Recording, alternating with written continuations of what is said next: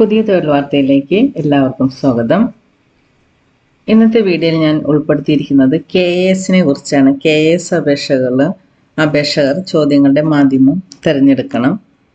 പിന്നെ confirmation date April 30 വരെയാണ്. April 30 രാത്രി 12 മണി വരെയാണ്. അതിനെക്കുറിച്ചൊക്കെ പിന്നെ ഡീറ്റെയിൽഡ് സിലബസിനെ കുറിച്ചും കൂടി ഈ വീഡിയോയിൽ ഞാൻ ഉൾപ്പെടുത്തിയിട്ടുണ്ട്. അതുകൊണ്ട് ഈ വീഡിയോ മുഴുവനും കാണുക. കേരള അഡ്മിനിസ്ട്രേറ്റീവ് സർവീസ് KAS അപേക്ഷകർ പ്രാഥമിക പരീക്ഷാ ചോദ്യപേപ്പറിൻ്റെ മാധ്യമം തിരഞ്ഞെടുക്കണം. ഏത് മാധ്യമത്തിലാണ് പരീക്ഷ എഴുതുന്നത് എന്നുള്ള അത് തിരഞ്ഞെടുക്കാനുള്ള സമയമാണ് ഇപ്പോൾ. പരീക്ഷ എഴുതാൻ പ്രൊഫൈലിലൂടെ ഉറപ്പ് നൽകുമ്പോഴാണ് ചോദ്യങ്ങൾ ഏത് ഭാഷയിലാണ് വേണ്ടതെന്ന് തിരഞ്ഞെടുക്കേണ്ടത്. ഇംഗ്ലീഷിന് പുറമെ ചോദ്യങ്ങളുടെ മലയാളം, തമിഴ്, കന്നഡ തർജ്ജമകളാണ് ഉണ്ടാവുക. അപ്പോൾ നമ്മൾക്ക് മലയാളികളാണെങ്കിൽ മലയാളം കൊടുത്താൽ എല്ലാ ക്വസ്റ്റ്യനും മലയാളത്തിലായിരിക്കും വരിക. അപ്പോൾ അത് തിരഞ്ഞെടുക്കാനുള്ള ടൈമാണ് ഇപ്പോൾ.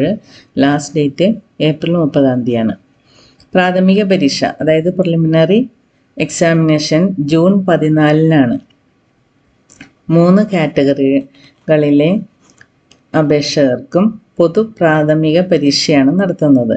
അതായത് 3 കാറ്റഗറിയാണ്.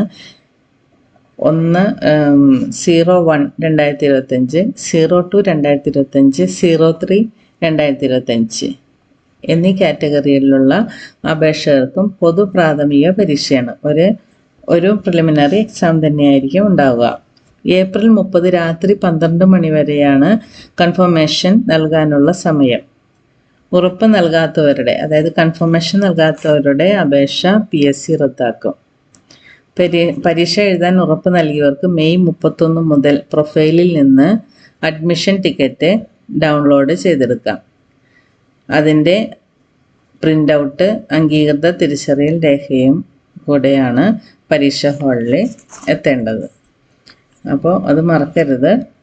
കൺഫർമേഷൻ ചെയ്യാനുള്ള ഡേറ്റ് ഇപ്പോഴാണ്. വേഗം തന്നെ അപ്ലൈ ചെയ്തവർ കൺഫർമേഷൻ ചെയ്യുക.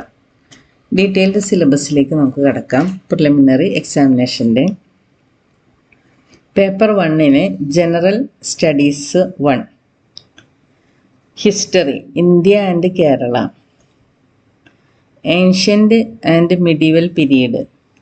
ബാക്കി ഉള്ളതൊക്കെ നിങ്ങൾ വായിച്ചെടുക്കണം കേട്ടോ, അല്ലെങ്കിൽ ഈ വീഡിയോ ഭയങ്കര ലെങ്തി ആയിട്ട് മാറും.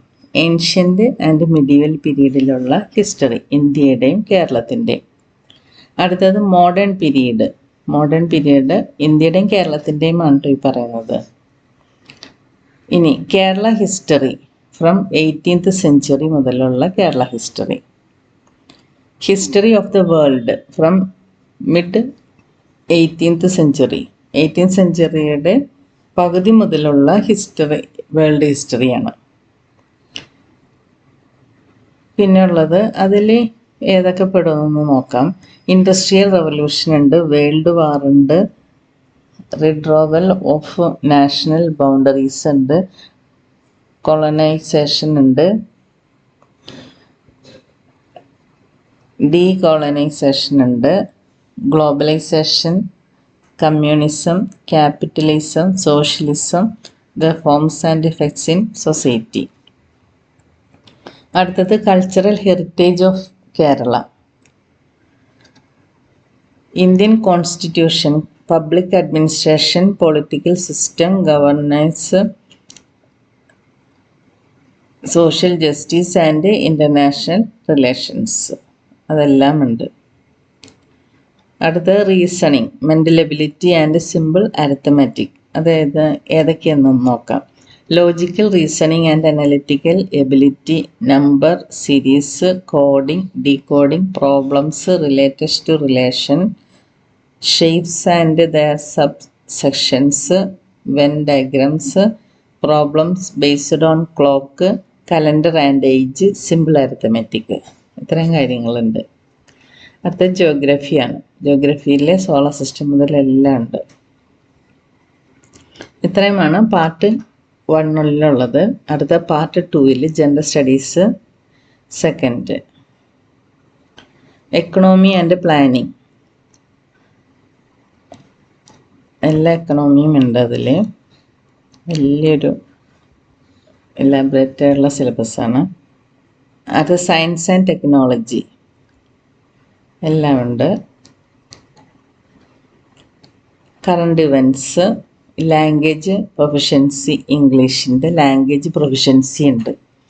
അത് ഏതൊക്കെയാണെന്ന് നമുക്ക് നോക്കാം. Tense, synonyms, phrasal verbs, antonyms, error correction, adjectives, adverbs, reported speech, active voice, passive voice, auxiliary verb, question tag, degrees of comparison, punctuation, idioms and phrases, simple, compound, complex sentences, connectives, proportional verbs,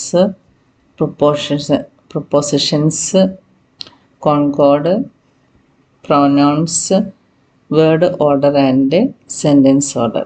important ആയ എല്ലാ കാര്യങ്ങളും ഇംഗ്ലീഷിലുണ്ട്. അടുത്ത language proficiency Malayalam ഉണ്ട്. അത് പദശുദ്ധി, വാക്യശുദ്ധി, പരിഭാഷ, ഒറ്റപ്പദം, പര്യായം, വിപരീത പദം, ശൈലികൾ, പഴഞ്ചൊല്ലുകൾ, സമാന പദം, ചേർത്തെഴുതുക, സ്ത്രീലിംഗം, പുല്ലിംഗം, വചനം, പിരിച്ചെഴുതൽ, ഘടകപദം, ഭരണഭാഷയുമായി ബന്ധപ്പെട്ട് ഒരു ഖണ്ഡിക നൽകി അതിനെ ആധാരമാക്കി ചോദ്യങ്ങൾ, ഔദ്യോഗിക ഭാഷ പദാവലി, വിപുലനം, സംഗ്രഹം. അല്ലെങ്കിൽ മറ്റു ഭാഷകളിൽ ആണ് സെലക്ട് ചെയ്യണമെങ്കിൽ കന്നഡ അല്ലെങ്കിൽ തമിഴിലെ ലാംഗ്വേജ് പ്രൊഫിഷ്യൻസി എന്നിവയുണ്ട്. അപ്പോൾ നമ്മൾ മലയാളമാണെങ്കിൽ നമുക്ക് ലാംഗ്വേജ് പ്രൊഫിഷ്യൻസി മലയാളമുണ്ട്. പിന്നെ പൊതുവായിട്ട് ഇംഗ്ലീഷും ഉണ്ട്. അതെല്ലാവർക്കും ഉണ്ട്. അപ്പോൾ ഇത് ഇത്തിരി ഇലാബറേറ്റഡുള്ള സിലബസാണ് നമുക്ക് പ്രിലിമിനറിക്ക് തന്നിരിക്കുന്നത്. ഇനി മെയിൻലി ഇതിനേക്കാൾ ഇലാബറേറ്റഡ് ആയിരിക്കും. അപ്പോൾ വേഗം തന്നെ പഠിച്ച് നല്ല ആദ്യത്തെ റാങ്കിൽ പെടാനായിട്ട് ശ്രമിക്കണം. ഇതിലെ കുറച്ച് കാര്യങ്ങൾ ഞാൻ എൻ്റെ ചാനലിൽ ഞാൻ കോച്ചിങ് തരുന്നതാണ്. ലാംഗ്വേജ് പ്രൊഫിഷ്യൻസി ഇംഗ്ലീഷിനെ കുറിച്ചും ലാംഗ്വേജ് പ്രൊഫിഷ്യൻസി മലയാളത്തിനെ കുറിച്ചുള്ള ഇത് മുഴുവനുള്ള കോച്ചിങ് ഞാൻ ഉടനെ തന്നെ തുടങ്ങുന്നുണ്ട്. പിന്നെ കറണ്ട് ഇവൻറ്റ്സ് തുടങ്ങുന്നുണ്ട്. അതുകൂടാതെ ബാക്കിയുള്ളതിൽ നിന്ന് എനിക്ക് കിട്ടാവുന്ന എല്ലാനും ഞാൻ വീഡിയോ ഇടുന്നതായിരിക്കും. അപ്പോൾ ഈ ചാനൽ സബ്സ്ക്രൈബ് ചെയ്യാത്തവർ വേഗം തന്നെ സബ്സ്ക്രൈബ് ചെയ്യുക. അടുത്ത വീഡിയോയുമായി കാണുന്നവരെ താങ്ക് യു ഫോർ വാച്ചിങ്.